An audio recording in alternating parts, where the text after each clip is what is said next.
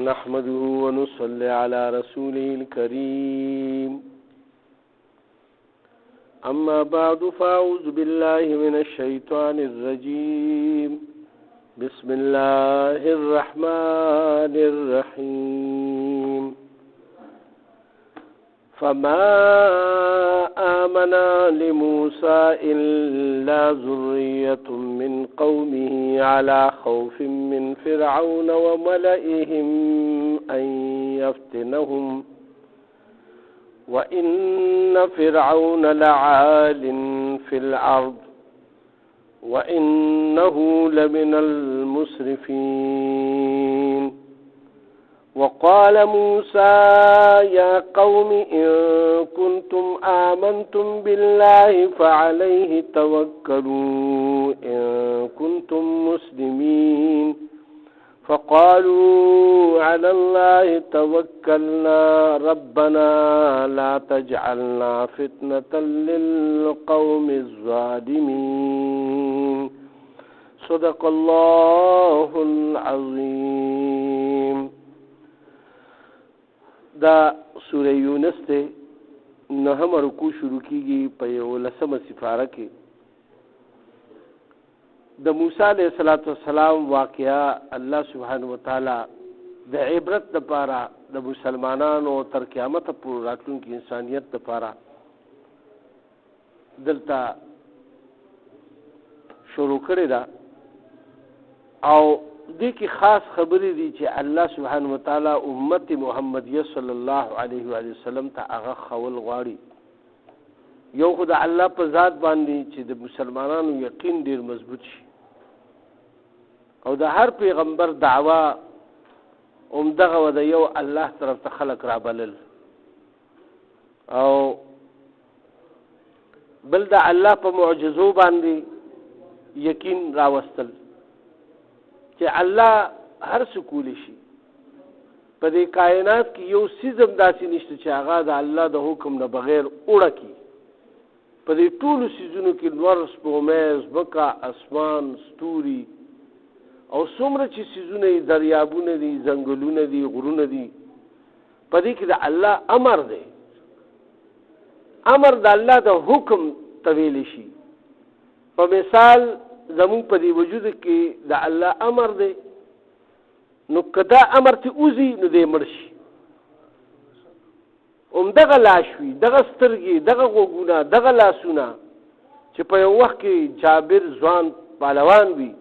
او چې کله روح تیوزي نو داسې لاش پروتي بیا ورته سړی نه وي چې دا سړی دی بس بیا ویل که لاش پروت دی. نو دا الله امر چې پکې وي نو دته دا الله اوامر متوجي وي او کله چې دا الله امر تیوزي نو دا الله امر دنه ختم شي یعنی اوامر ته ختم شي بیا په دې باندې حکم نه لاګو کیږي مرګ پر هغه بس ختم کیسه ختم شو. اوس دلته کې واقعیا د موسی علیه السلام الله پاک شروع کړی دا تر دې پورې نو رسیدا چې فرعونیانو دای باندې دوه الزامونه لګول. یو خدای پر لګولو چې تاسو دا غواړئ چې موږ په دې ځمکه کې اوچت خلق شو او دا خلق زموږ تابعدار شي. تاسو غټه غټه عہدې غواړئ بادشاہت غواړئ او د دې د وجې نه تا چې کوم دی دا ټول طریقې کار اختیار کړی دی او دا کار خو یعنی مطلب دا دی چې ساحران کوي جادوګر کوي دا تا چې څوک د لاټې نه او د باڼسونو نه او د رسو نه هغوی هم خلکو ته ماران جوړوي تا هم موږ ته جوړ کړه دا خو یو عام خبره ده. اوس الله پاک مخکې فرمایي چې فما آمن لموسی وی نو نور دی ایمان په موسی علیه السلام باندې الا ذریة من قومه مگر یو څو ځوانانو داغه د قوم نه. اکثر که تاسو لیدلي دا بوډاګان ګورې دی ډېر غوړ بنګي په دی باندې دین او خبرې او اثر نه کوي مړه د پلار دی که دین راټینګ کوي داسې به ته پاسي شابه کې ما دا یې لګیا دی ځوانان چې دي دی لا الله پاک عقل او تدبر ورکړي، دا مشران ورته کم عقل وي، خو لیکن هغه سوچ کوي، ای په خبره کې سوچ کوي، هغه بے سوچه او بے سمجه د خپل آبا او اجداد تقلیل نه کوي چې د هغې په نقش قدم باندې داسې بغیر د دغه نه تقلید شروع کړي او بس روان شي. نو چې خبرې ته کښېني واوري نو بیا پرې سوچ وکړي چې یاره دی څه وایي، زه دا خبره ټیک ده که نه ده، بیا د هغه مشرانو په کارونو باندې هم سوچ وکړي. نو بس په هغې کې چې بیا هغه ته کومه خله دلته کې الله پاک فرمایي چې زه د قوم نه څو هلکانو ایمان راوړو په هغه باندې، او خدای داسې کار و چې الله پاک فرمایي چې دوی خو ایمان راوړو د هغه د قوم نه، علی خوف من فرعون و ملئهم، خو یریده د فرعون نه او د هغه د سردارانو نه، ان یفتنهم د دې خبرې نه چې دوی په فتنه کې وانه چولی شي، یعنی په عذاب کې موالو چولی شي، امتحانات پرې رانه شي، وال ټکول پرې رانه شي، ای خو به سړی والو ټکولو بیا چې تا ولې دا دین قبول کړی دی. د محمد صلی الله علیه وسلم په زمانه کې چې کوم چا به ایمان راوړو، چا زوی ورور یا د چا غلام، نو یې په څومره ظلم کولو. بلال حبشي رضی الله تعالی عنہ چې ایمان راوړو څومره ظلم یې پرې وکړو، خباب رضی الله تعالی عنہ ایمان راوړو څومره ظلم یې پرې وکړو، دغه شانتې نورو صحابه او صحابیاتو چې ایمان راوړو څومره ظلمونه پرې وشو. نو دا په هره زمانه کې دا د جابرانو او د غټو خلکو دا شیوه وه او دا طریقه وه چې هغوی به بیا په زور هغه دین نه هغوی لرې کول، نو ای په دې باندې یېرېده نو ښکاره کولو یې نه خپل دین. وان فرعون او دا ځکه چې بېشکه دا فرعون چې و لعال فی الارض، دته غلبه حاصله وه په دې ځمکه کې، وانه لمن المسرفین او هغه ډېر زیاتي کوونکي و، د حد نه تېرېدونکي و، بېشکه چې هغه د حد نه تېرېدونکي و، یعنی په ظلم او په بربریت کې او په سزا ورکولو کې چې ذل اوتاد کې الله سبحانه وتعالی دته چې بیخونو والا بیخونه به په خلکو ټکوال، په ځمکه به یې داسې ویدو او په خپو او په لاسو او په سینه کې او په ټولو ځایونو کې به یې وله بیخونه ټکوال چې دی د عبرت پیشا جوړ شي، بل څوک ایمان نه وروړي، دومره ظلم به یې کولو. نو دلته کې الله پاک وفرمایي وقال موسی،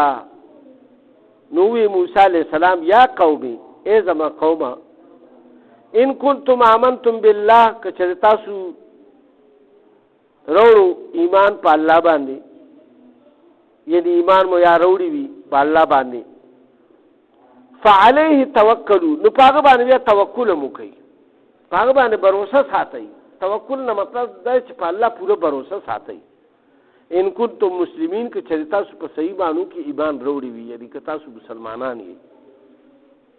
او بیا الله پاک فرمایي فقالوا علی الله توکلنا، نه یې ورته په جواب کې ووي چې زمونږ په الله باندې بروسه ده، مونږ چې ایمان راوړی نو مونږ بروسه باندې راوړی دی، او زمونږ په الله بروسه ده چې الله به مو یعنی مدد کوي.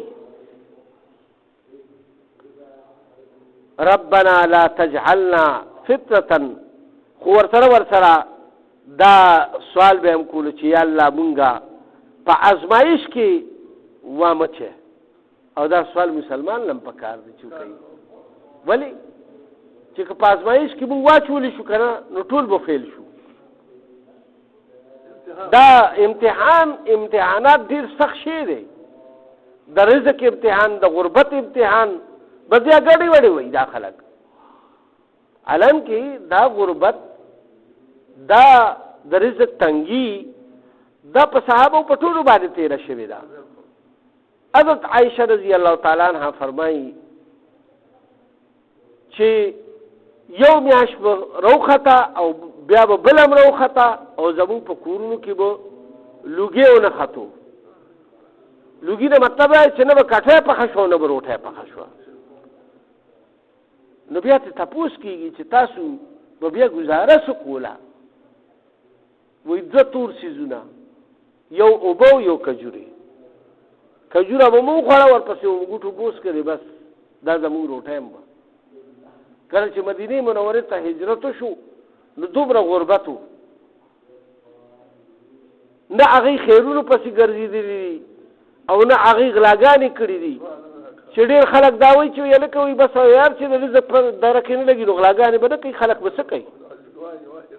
وایي که نه نو بس بیا به غلا ته لاس واچوي د الله حکم به ماته یو صورت دا روزي چې ته یو ورور مسلمان نه قرض وغواړه یا سوال وکړه چېرې زما بچو دغه دی خدا نه چې ستا ضرورت پوره شي او ته بیا هم سوالونه کوې بس مزه والي بیا د دې نو د دې نه به احتیاط کوئ ولې چې رسول الله صلی الله علیه وسلم نه یو فقیر راغو او سوال یې وکړو رسول الله صلی الله علیه وسلم ولا څه ورکړه څو ورځې پس بیا راغو وایي څه راکړه رسول الله صلی الله علیه وسلم خو به څوک تش نه پرېښو بیا ولا څه ورکړه او بیا ورته وایي ګوره وای دا د دنیا د اعمال چې کوم دی وای دا شین سرسبز شاداب باغ دی او د خوراک سیزونه یې دی کې وای دی کې به ته سریږي خو ته باندې چې مړېږي نه راګېډه برزونه وپړسېږي نو د اعمال هم داسې دی چې یعنې ته دا غواړې او ستا ضرورت نه سیوا دی او ته اوس مطلب دا دی چې ته بیا هم بیا غواړې یو بل سره رسول الله صلی الله علیه وسلم نه راغو او سوال یې وکړو هغه ته چې داسې وکتل نو هغه ځوان و ورته یې د دې سوال نه تا لپاره دا بهتره ده چې ته لاړ شې غر ته هلته نه لرګي کټ کړي او هغه بیا راوړې او دلته په خاریه کې خرڅ کړي نو دا د حق والا روزي به ته وګټې او ته به چې کوم دی نو ستا به الله پاک دغه ښه کړي هغه په هغې باندې عمل وکړو او بیا هغه دغه شانتي کار شروع کړو په یو څو ورځو کې دننه میاشتې دوه میاشتې کې الله سبحانه وتعالی هغه له د رزق بندوبست وکړو مطلوب او لرګي به یې راوړه خرڅول به یې ماشاءالله د هغه د کور چوله روانه شوه نو همت چې کوم دی نو د هغه دی او رسول الله صلی الله علیه وسلم په یو حدیث مبارک کې فرمایي وایي چې څوک چاته ضرورت نه وي او د جمع کولو په نیت باندې دی سوال کوي وایي په ورځ د قیامت وایي د ټولو نه بهترین څیز چې د مخ دی په بدن کې وایي دا به داسې شکېدلي به وي په دې به غوښه نیته شډوکي به وي چې نور د الله مخ د مخ نه د انسان د چهرې د انسان پته لګي که چې دا بدحاله دی دا خوشحاله دی که نه نو هغه به وله خدای پاک دا نور مخ به وله بدرنګ کړي او دانې دانې به شي او ټول زخمونه به شي نو الله پاک دغې نه پامان کړي د الله پاک د خپل یعنې د هغه نه سوال کول پکار دي چې هغه زمونږ غنا د زړه نصیب کړي او چې کوم څیزونه یې راکړي په هغې باندې مونږ قناعت وکړو او دلته الله سبحانه وتعالی فرمایل نو د مالدارانو لپاره ګوره خپل احکامات دي د غرباو لپاره خپل احکامات دي چې مالدار خدای پاک په دې کې اچولی دی چې بهی هلکه ته مال زکات دې ورنکړو ګوره د دې نه به ماران جوړ شي لړمانان به ترې جوړ شي او هغه به په ورځ د قیامت د ده نه تاو شي او پرې تندي باندې او پرې سایډونو باندې او پرې ټولو ځایونو باندې به ټکونه ورکوي او بل حدیث مبارک کې راځي وایي چې دا سره او سپین چې چا جمع کړي دي او په هغې باندې زکات نه یې ورکړي دا به د جهنم په اور کې ګرم کړی شي دا خو د اوسپنې نه هم زیات ګرم وي که نه دا سره او سپینه او بیا په ده باندې د له شاګانو له مخ له او د ده سینې له او د شاګانو له دوی ټولو ځایونو له به اړخونو له به د ده داغونه ورکېږي نو د هر چا دپاره خپل امتحان دی الله پاک دې مونږ ټول ته هدایت نصیب کړي نو دا هغه فطرې پورې دا ټوله خبره راغله چې فطره کې باندې خدای پاک نه اچوي چې فتنه داسې یو شی دی ازمایش چې دا په انسان باندې راشي نو د بیا ایمان متزلزل شي الله مو دغه نه پامان کی او الله پاک مو ایمان ثابت قدم کی کلوګي کتندای په هر حال کې ک مالداري ک غریبانانو چې د الله حکمونه پوره کول والا جوړ شو او د رسول پاک صلی الله علیه وسلم په نقش قدم باندې چلیدو والا جوړ شو داغه احکامات او د رسول الله صلی الله علیه وسلم طریقه زموږ مخې ته وي دا درسونه او دا د دې لپاره کېږي چې خلکو کې دا علم راشي چې به زما زندگی څنګه تیروم. نو دوی ګوره دلته دا سوالو کو فقالو دوی دا وی علی الله توکلنا زمون په الله باندې باور ده ربنا ای زمون رب لا تجعلنا مگر زمونږه فتنه په ازمایش کې للقوم الظالمین دا ظالمانو په لاسونو کې ونجنا برحمتک او بچمو کې نجات راکې په رحمت خپل سره ای الله من القوم الكافرین دا قوم د کافرانو نه یعنی نمو کافرانو ګرځي او نمو ظالمانو د ظلم نه مون پامان کې او د کفر او د شرک نه مون پامان کې او د کافرانو د ظلم او د جبر نه مون ساتي. بیا الله سبحانه وتعالى فرمای واوحینا الی موسی او مونږ بیا وحی کا موسی علیہ السلام طرف ته واخیه او دا غرور ته ان تبوأ لقومکما چې مقرر کی د خپل قوم د پاره بمصر بیوتن په دې مصر کې کورونه واجعلوا بيوتكم قبلة او وګرځوي دغه کورونه لرا د قبلي په رخ باندې واقيموا الصلاه او بیا په قائم کوي منځونه وبشر المؤمنين او خوشخبری واوروي مؤمنانو ته. دلته الله پاک یو حکم بیانوي چې کله په انسان باندې څه تکلیف وي د کافرانو له طرف نه د ټول مخکې دله په کار دي چې دی الله طرف ته متوجه شي او دی په خپل منځ او ذکر او د الله په کلام او تلاوت کې ولګي. دا ګوره دا هغه خبره ده امت محمدیه صلی الله علیه و سلم ته بیانېږي. مثال اوس په انډیا کې یا په نورو ځایونو کې کشمیر کې یا فلسطین کې یا نورو ځایونو کې چې په مسلمانانو کوم ځای ظلم روان دی نو ایله پکاري چې هغه خپل منځونه صحیح کی خپل منځونو طرف ته توجه ساتي خپل ذکر د الله طرف ته ذهان صحیح کی چې دوی دننه ایمان مضبوط شي. او دلته کې الله پاک فرمایي چې ذکر چې دغه قوم به موږ ځان نه کېدو. رسول الله صلی الله علیه وسلم په خصوصیاتو کې یو خصوصیت دام دی چې رسول الله صلی الله علیه وسلم فرمایي چې ما د پاره ټول ازمکه جمعات ګرځول شو کوم ځای کې چې تاسو باندې موږ ټیم راغو بس هغه ته مونږ کوي ټول ازمکه پاکه ده. یو ظاهري ګندګي چې کوم دی پرتره سوټي پرتی دي یا ډیران پروت پاغي باندې مکوې صفا ځای وګورئ او بس پاغي باندې مونږ کوي بس تاسو غاړه اخلاص شو لری پوری جمعات درک نه لګي پته نشته د جمع بیا ثواب هغه زیات دی. خو که چېرته داسې یو دشت راغه بیره راغه داسې یو ځای راغو نو ارزه پاک ته بس هغه باندې بس مونږ کوو خو چې مونږ نه قضا نشي.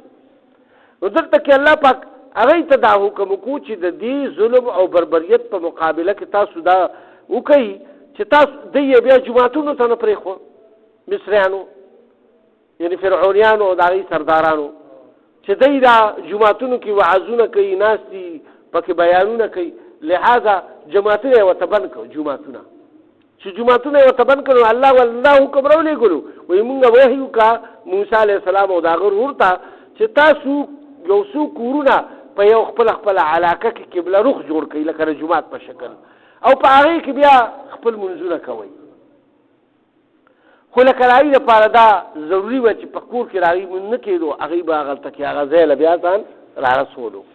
په محله کې به یو کور به یې داسې مختص کړو هغې له بیا راتله بیا به پکې مونځ کولو. نو دلته کې الله پاک فرمایل چې مونځ قایم کوي او داسې کورونه جوړ کوي. اوس بل الله پاک دا حکم فرمایي وقال موسی او وی موسی علیہ السلام ربنا ای زمونږ ربه انک آتیت فرعون وملأه چې بېشکه ورکړی تاسو ای الله فرعون او د هغه سردارانو ته زینتا هغه زینت د دنیا یعنی مال دولت و اموالا او مال او دولت فی الحیات الدنیا په دې دنیا کې. نو ربنا لیضلوا عن سبیلک ای زمونږ ربه دی خو ګمراه کوي په دې مال او دولت سره خلکو لره په دې دنیا کې ستا د لارې نه یعنی کفر تمایل کېږي چې یاره دی سره مال دولت دی او ور سره په لالچ کې راشي او وایي مړه بس د دی په دین کې څه ایښي دي فقر دی غریبي ده لوږې تندې دي بده فرعون سره به مرګري شي دی دا دین خله به دی مونږ ته مال دولت ملاويږي کمزور ایمان والا خلک خدا سوچ کوي نو الله پاک نو دا سوال کوي چې یا الله تا خو دی له دنیا ورکړي دا او دا دنیا مال او دولت ته ورکړي دی نو دی خو رکاوټ جوړ شوی رستا لارې خلکو لپاره چې ستا په لار کې څوک خلک داخل شي ایمان وروړي ربنا تمس على اموالهم نو یا الله تو غرق کې معلومه ردی وش دودو او سخ کی علی قلوبهم زلون ردی او بیا فرمای فلا یؤمنون تردی پوری چې د ایمان رو نوري حتی يروا العذاب الالم تردی پوری چې د باندې عذاب اون ویني هغه عذاب دردناک لره دا چې کله موسی علیه السلام مایوس شو چې د یوس بالکل ایمان وروړي او مقابلی شپږ هغه نخم پیراغي چې په هغه کې د ویني راتلل شو د مولخانو راتلل شو د چیندخانو راتلل شو د سپګو راتلل شو او دا ټول مصیبتونه په دې باندې تیر شوې به ایمان وروړو او بیا به ورسره شو بیا به ایمان وروړو به د دې زړه پاک شو نو په دې وخت کې بیا دا سوال وکړو نو چې دا سوال وکړو نو په دې باندې دا امتحانات را شروع شو مختلف قسم کله به معلومه تباشقات سالی به پیراغه مولخان به پیراغه بیا په کسب کې وشوي بیا چیندخان دغه شانتي بیا یو غټ دغه چې کومول امتحان هغه د وینیو چې بس په عرص کې به وینو په ترکارې کې به وینو په وبو کې به وینو په سمندرونو په سیندونو کې به مو نو دلته کې الله پاک فرمایي چې په دې سيزونو سره موږ ردی آزمایش وکړو خدای چې ایمان وروړو نو دا بیا څه چل شو چې بیا موسی علیه السلام دغه سوال وکړ د دې نه پس په دې امتحانات شروع شو نو فرمایي چې مفسرین حضرات چې سرویخ کاله په دې کې ولګېد چې په دغه بد دعا او په دې دغه کې دومره ډیل ولا الله پاک ورکو وایي څنګه تاسو له پکار دي چې بس موږ دلته لا دعا وختي نه چې وایو چې خدای دغه ته قبول کړي دا شانتي د نوح علیه السلام په بد دعا کې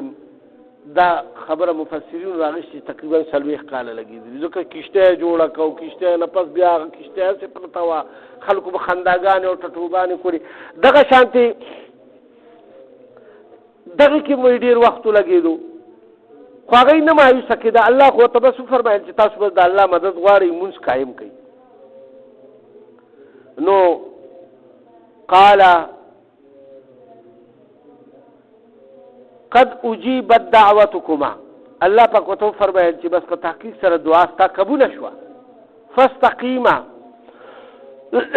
تاسو ثابت قدمه په خپل دین باندې پاتې شئ ولا تتبعاني او تابعداري وکوي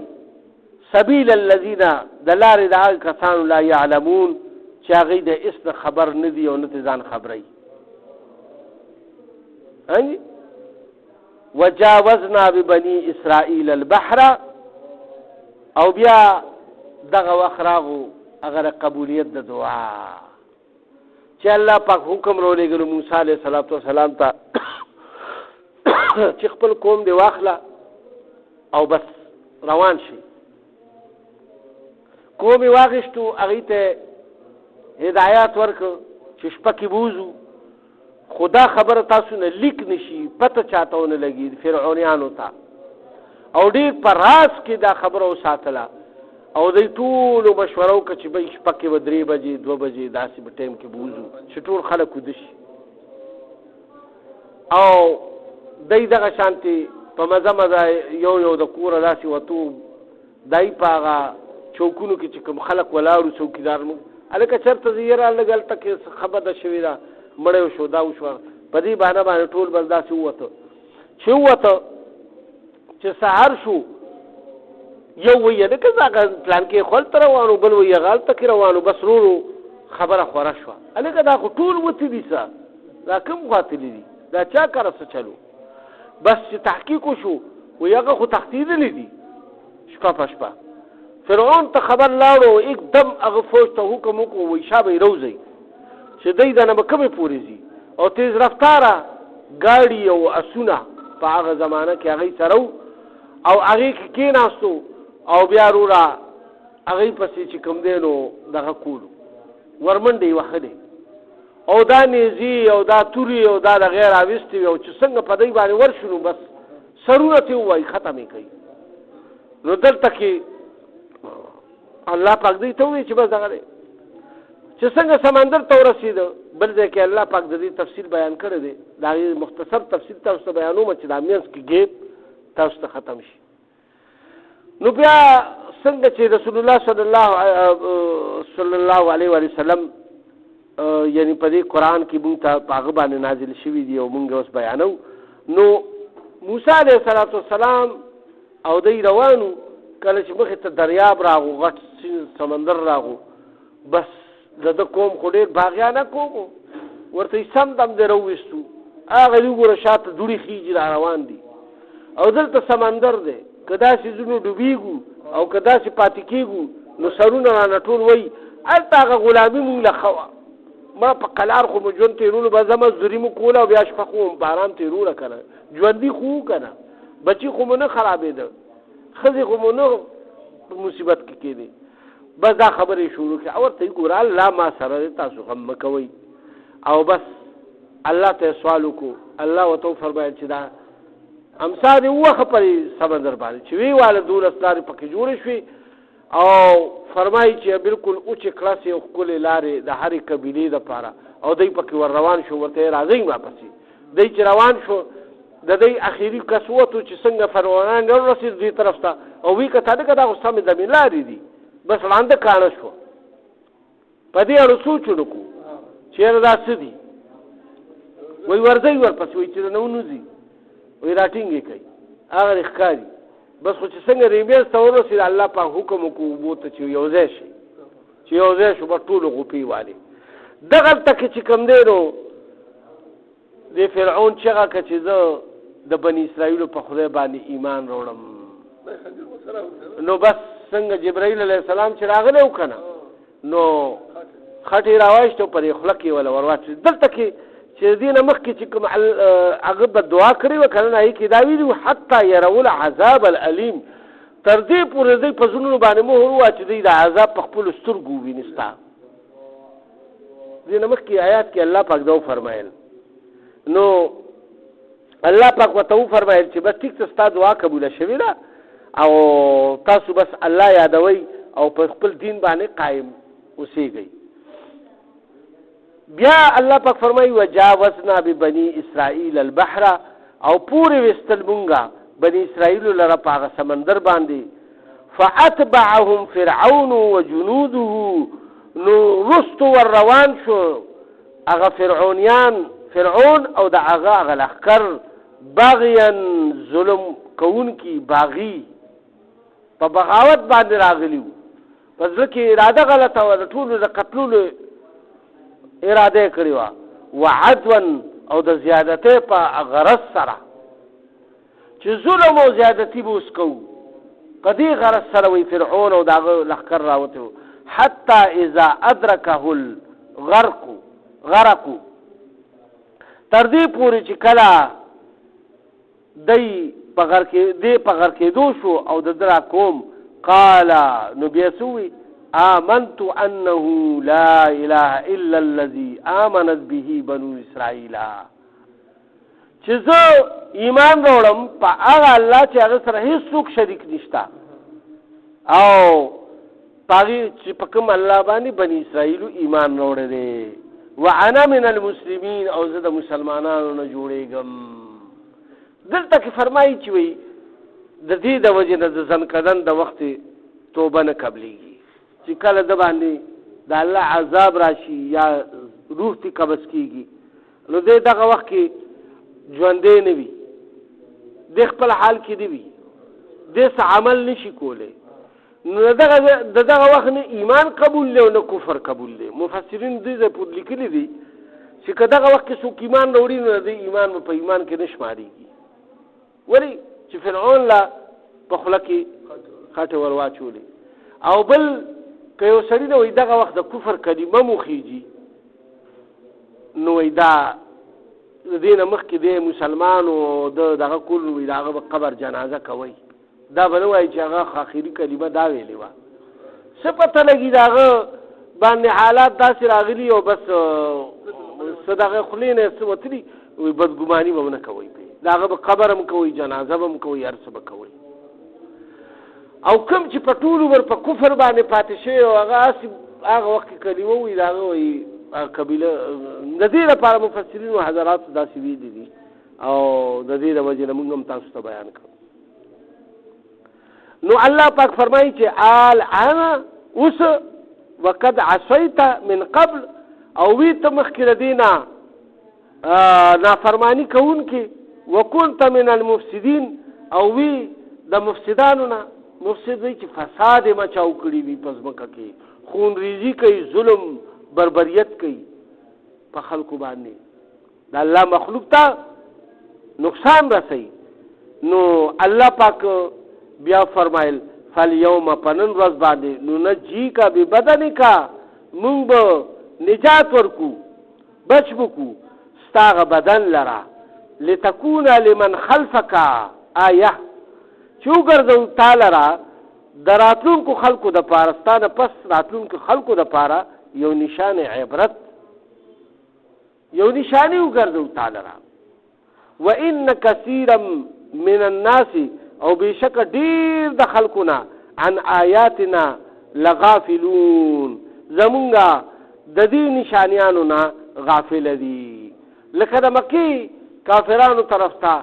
یا اوسنی چې کوم قرآن لیکيږي او هندوان دي او سوشلستان دي ټول دا ټول غافل دي کنه غفلت کې دي کنه اوري نه د الله کلام چې ایمان پر وړي نظر ته کې الله پاک دا فرمایل چې اوس دا الان تو اوس دا کې دینه مخکې تا نه فرمانی کوله او اوس چې کوم دې ته ایمان وروړي دا چې خلکو ایمان متقابل قبول نه دی او بیا وی هغه بنی اسرائیل دومره یریدو چې وی هغه وی چې اسنه هغه رستو پاتې شي وي فرعون دا خو لخر راغ ډوب شو او مونږه پسې سره بیا راشي چرته په کشتو مشتو کې نورو سيزونو په ذریعہ سره نو هغه یریدو نو موسی علیه السلام ته الله پاک فرمایل چې د بدن لا زن نجات ورکوم چې تاسو وینئ د سمندر ته حکم کو سینتا چې د لاش بار ورځو چې هغه یو کته په خپل سترګو نه لته سړي وشو ودلته کې الله پاک فرمایل او بیا بعضی مفسرین لیکلي دا چې اوسنه کم لاش دلته پرې مصر کې او یو ځای بل ځای پروت دی وې د دې صدا سي خاص پته نه لګي چې دا ما غفرعون یا غفرعون نو او هغه وخت سره الله سبحانه وتعالى داغه بدن بار راوستو او دای خو چې دا بدن مونږه اوسو ومنتو په 1900 سکی مونته دي نو لسمه ساده کې نو دا دوره مو دغه غلاش شو بیا داغه لاس بیا شو الله داغه لاش کو الله پاک پاک وخت باندې بار راوستو نو دا بیا په سمندر په غاړه څنګه پروتو او بیا دومره مو دا دفنو په سمندر په شګو کې ګیرو او اوس انګريزانو وروستو نو سوار له صدې پس تقریبا سوار له صدې پکې تیر شي او دا غي نه پس دا راوستنو هغه وی شاید چې دا غنی اصل کې هغه وخت کې بو ار یو کسب فرعون وی چې کوم به بادشاہ دا غي ایو فرعون ورته وی نو دا یا هغه کې دی شي یا هغه بلم کې دی شي ای دې لاشونه الته پراته دي پر هغه دغه کې ای بدا یو طریقه بوا چې هغه به منی به ورته دا یو دوايي هغه جوړه کړی و او هغه اوس پورې ساينسدانان پای باندې تحقیق کوي خو لیکن دا غي په نتیجه نه خطر زرګونه کال راځو تقریبا د فرعون سکب سلور زره کال شو او دغه جوسی لا تر اوسه پورې ثابت پتی دي هغه سره غلنګره او هغه چې هغه کوم شی ممی چې ورته وی چې هغه جوړه کړی و هغه وخت کې به ورته ممی وی نو هغه یو داسې کیمیکل دی جوړ کړی چې دی وی لاش د چې کوم د دې سرداران وو او د دې کوم بادشاہ وو نو هغه به بیا دنه کو هغه سره به خاص دغه کو هغه کلمي مولبي هر سره صفا کی بیا به په دغه دوی ولګول هغه بیا خرابېدونه نو دا به د عبرت دپاره نو ډېر لاشونه داسې پراته دي په هغه عجایبګر کې. نو اوس هغې کې دا پته نه لګي چې کوم یو یعنې لاش دی د فرعون، خو بلکې الله سبحانه وتعالی دا ټول لاشونه چې کوم دي نو د انسان دپاره او د مسلمانانو دپاره عبرت وګرځولو چې بھئی دا انسانانو او په دنیا کې ډېر لوی غرور او تکبر کړی تر دې پورې چې دې فرعون د خدای دعوه کړې وه چې زه ستاسو خدای یم او زه ستاسو رب یم او ما ته سجده کوئ، زه تاسو له هر څه در کومه.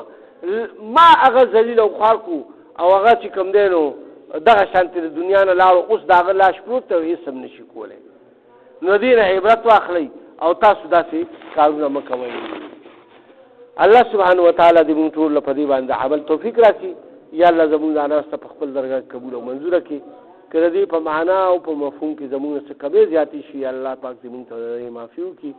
او یا الله په موږ کې په کورونو هسپتالونو کې څومره مؤمنان مسلمانان بیماران دي شفایاب کړي، څومره قرضداران دي قرضونه اخلاص کړي، د چا څه شرعي حاجات دي الله د خپل غیبي خزانونه ورته پوره کړي. د حق حلالو د رزق فراخ سبب د ټولو مؤمنانو مسلمانانو په خپل کور کې وطن باندې وکړي. یا الله څومره مؤمنان مسلمانان چې په تکلیف کې دي په ټول عالم کې د دې دا تکلیفونه ته لري کې او د دې مدد او نصرت د خپل غیب سره وکړي. او یا الله زمونږ آبا او اجداد چې څومره وفات شوي د هغوی د ټولو مغفرت هم وکړي. او یا الله مونږ ته هم د راتلونکي منزلونه آسان کې په آخر کې ودا عظیم شانه کریمه نصیب کړي چې لا اله الا الله محمد رسول الله صلی الله علیه وسلم.